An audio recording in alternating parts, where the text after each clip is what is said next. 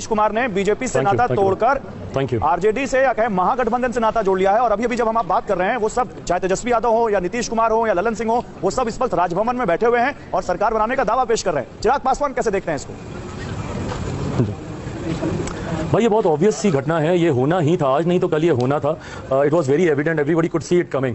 और मैंने पिछले बिहार विधानसभा के चुनाव 2020 में जब हुए थे, उन चुनाव परिणामों के ठीक अगले दिन 10 नवंबर को परिणाम आए थे। अगर आप मेरा 11 नवंबर का अगर आप मेरी प्रेस वार्ता निकालेंगे, उस दिन मैंने उस प्रेस वार्ता में स्पष्ट तौर से ये कहा था कि बहुत जल्दी मुख्यमंत्री जी एनडीए गठबंधन छोड़कर वापस महागठबंधन में जाएंगे, क्योंकि इनकी प्रधानमंत्री बनने की महत्वाकांक्षाएं रह रहकर उबाल लेती हैं और ये जानते हैं कि एनडीए में वो वैकेंसी नहीं है कि ये प्रधानमंत्री पद की दावेदारी कर सकें। तो ये महागठबंधन या यूपीए या विपक्ष के साथियों के साथ मिलकर ये अपने आप को 2024 के जनरल इलेक्शंस के लिए प्रधानमंत्री पद के दावेदार के तौर पर यह प्रस्तुत करना चाहेंगे, और उसी दिशा में ये उठाया हुआ ये कदम है आज का। जी अच्छा, चिराग पासवान जी, आपको क्या यही लग रहा है कि यूपीए में खुद को प्रधानमंत्री के तौर पर दावेदारी पेश करने के लिए सब कुछ हुआ है, या फिर कुछ और है ये? क्योंकि नीतीश कुमार तो अपमानित करने का, धोखा देने का आरोप लगा रहे हैं बीजेपी पर।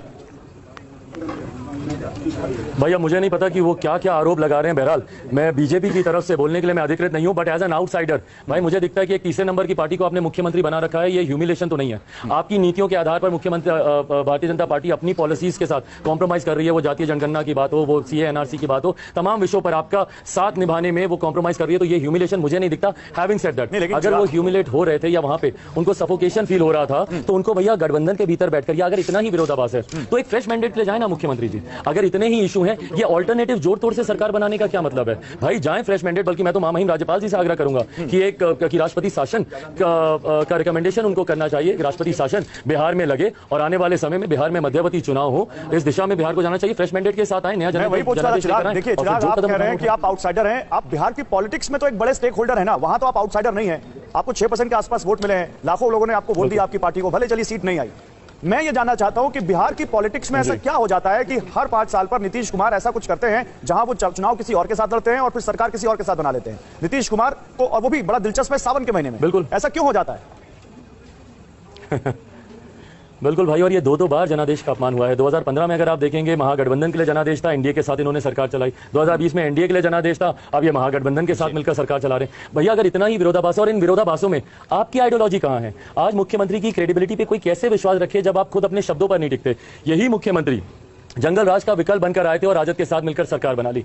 यही मुख्यमंत्री ने लोकतंत्र के मंदिर में खड़े होकर इन्होंने शपथ खाई थी कि मिट्टी में मिल जाऊंगा, भाजपा के साथ नहीं जाऊंगा, भाजपा के साथ मिलकर सरकार बना ली। तो ना आप अपने शब्दों पर टिकते हैं, ना आप अपने विचारों पर, अपनी भाई कोई तो आइडियोलॉजी होगी ना जो किसी एक गठबंधन के साथ मेल खाती होगी। अगर सारे गठबंधनों की आइडियोलॉजी सेम ही है तो भैया फिर अलग अलग गठबंधन क्यों है? फिर एक यूनाइटेड गठबंधन ही सबका बन जाए। पर आप इस गठबंधन के साथ भी आप ही मुख्यमंत्री हो, उस गठबंधन के साथ आप ही मुख्यमंत्री, तो दर्शाते हैं कि मुख्यमंत्री बने रहना। और नीतीश कुमार को बिहार में बीजेपी से गठबंधन तोड़कर आरजेडी के साथ गठबंधन करके क्या हासिल हुआ होगा? आखिर क्या उनको मिला होगा? अपनी बड़ी महत्वाकांक्षाओं की दिशा में कदम उठाना। 2024 में इनको पता भैया यहाँ पे तो जगह है नहीं ना, एनडीए में वैकेंसी है ही नहीं प्रधानमंत्री पद के दावेदारी की। मैं दावेदारी की बात कर रहा हूँ, पर वहीं पे विपक्ष में तो ये वैकेंसी है, अभी तक किसी ने तय ही नहीं किया कि विपक्ष का कौन होगा। तो इनका वो प्रयास रहेगा भाई, ये प्रेसिडेंट कैंडिडेट भी बन जाते हैं, ये वाइस प्रेसिडेंट मटेरियल भी बन जाते हैं, ये पीएम मटेरियल भी बन जाते हैं। और पीएम मटेरियल भैया ये महत्वाकांक्षा किसी छुपी नहीं, इनकी पार्टी की राष्ट्रीय कार्यकारिणी में औपचारिक प्रस्ताव पास हो चुका है कि ये पीएम मटेरियल है। तो ये स्टेप उठाने के पीछे सिर्फ एक ही लक्ष्य है, एक ही कारण है, 2024 में अपने आपको प्रधानमंत्री। भाई इसका जवाब मैं कैसे दे सकता हूं? अच्छा चिराग पासवान जी, अपने मन में तो ये पाल ही सकते हैं ना। अच्छा चिराग पासवान जी, एक बड़ा दिलचस्प सवाल है। आपने अभी खुद जिक्र किया कि आपने पहले ही भविष्यवाणी कर दी थी कि बहुत लंबा साथ बीजेपी और जेडीयू का चलने वाला नहीं है, और अब एक बार फिर से देखिए, क्योंकि पहले भी आरजेडी जेडीयू साथ है, 4 साल तक उनका साथ चला, अब जब एक बार फिर से आ रहे तो क्या लग रहा है ये साथ कितना चलेगा? भाई ये भी लंबा नहीं चलेगा। मैं आज बोल देता हूं, अगले चुनाव तक चलेगा, मध्यवर्ती चुनाव की तरफ, अगले विधानसभा चुनाव 2025 तक चलेगा या लोकसभा चुनाव तक भी चलेगा 24 तक? भाई 2025 तक तो कतई नहीं चलेगा। अगर बहुत देर से देर भी खिंचा तो लोकसभा विधानसभा चुनाव एक साथ होंगे। अच्छा चिराग, एक आखिरी सवाल, क्या मानते हैं कि बीजेपी को नुकसान हुआ है नीतीश कुमार के इस कदम से, और बीजेपी को फिर से अब टेबल पर बैठना पड़ेगा और ये देखना पड़ेगा कि आगे क्या करना है बिहार की पॉलिटिक्स में? भाई बीजेपी का तो मुझे नहीं पता, पर बिहार को बहुत नुकसान हुआ है मुख्यमंत्री जी के मुख्यमंत्री खेल में।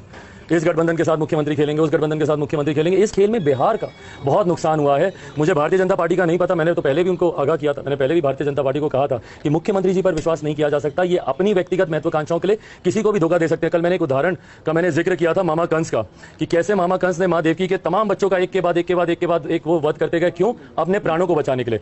ऐसे ही मुख्यमंत्री जी अपनी कुर्सी बचाने के लिए जॉर्ज साहब से लेकर शरद यादव जी से लेकर प्रशांत किशोर 2 सांसद वाली पार्टी को सत्ता में ले आए थे 2015 में, उपेंद्र कुशवाहा जी से लेकर एक सवाल है जिसको इन्होंने धोखा नहीं दिया, भारतीय जनता पार्टी भी उस श्रृंखला में। चिराग पासवान जी, एक सवाल है, देखिए जब बात धोखे की आ रही है, लगातार जेडीयू के नेता, ये तो आप भी जानते हैं ना, क्योंकि आप लगातार वहां पर एक बड़े स्टेक होल्डर के तौर पर है, आपका जिक्र हो रहा है कि एक धोखा आपके जरिए भी दिया गया जो 2020 का चुनाव था, वहां पर आपने कैंडिडेट जानबूझकर फील किए थे जहां पर जेडीयू चुनाव लड़ रही थी, और यही वजह है कि जो जेडीयू है उसकी सीटें बहुत कम हो गई थी। आपके नाम का ही बार-बार जिक्र हो रहा है जब ये धोखे की राजनीति का जिक्र होता है। एक्चुअली ललन सिंह जिस चिराग मॉडल की बात कर रहे थे, तो क्या वो चिराग मॉडल यहां पर एक बार मेरा जो उसमें सवाल जोड़ लेता हूं मैं, क्या यहां पर चिराग पासवान ये कहना चाह रहे हैं अब कि आगे बीजेपी के बारे में बोलने से बच रहे हैं, तो क्या आगे बीजेपी को इस बात पे अब देखना होगा कि कौन उसका नेचुरल अलाई है या कौन उसके साथ आकर उसको फायदा पहुंचा सकता है और कौन जेडीयू की तरह नुकसान पहुंचा सकता है?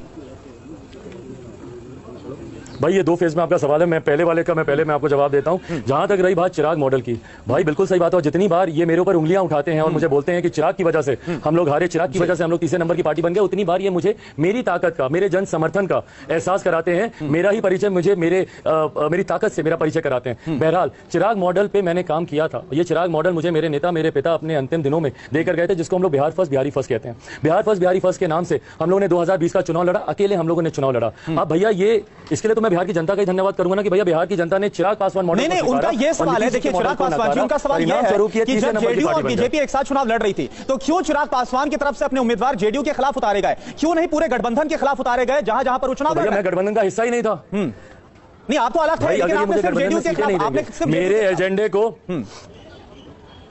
जी बिल्कुल मैंने जेडीयू के खिलाफ उतारा, क्योंकि मुख्यमंत्री जी की पार्टी ने ही बिहार को बर्बाद किया भैया।